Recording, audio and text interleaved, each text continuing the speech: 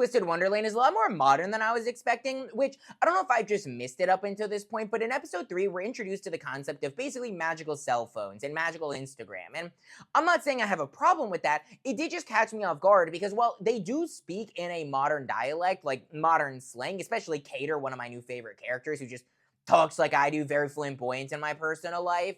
I really gravitated towards him. I really liked him. But with the actual like modern technology, it was kind of like oh, this is what we're going for. But I didn't have a problem with it. I just thought it was like an interesting note to add into this world. One of my favorite pieces of, I guess you can call it technology, though, is we got to look into all the different houses this episode. And I'll talk about that a little bit later. But when it actually comes to getting to those houses, you have to teleport between them because they're also diverse in like biome and ecosystem or whatever you call them. Because again, they're based off of their respective like villains that the house is based off of.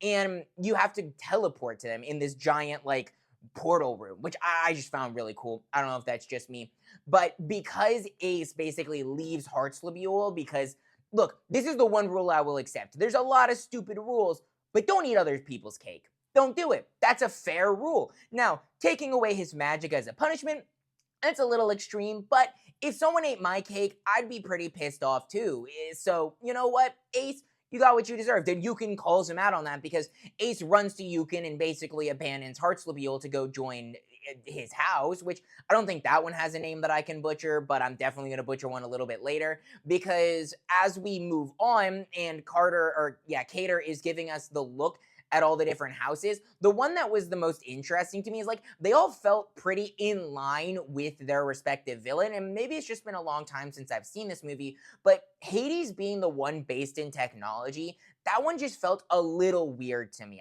I think everything else, like Scars, I think was like the absolute perfect fit. Like you have the athleticism there. I think all of that makes total sense.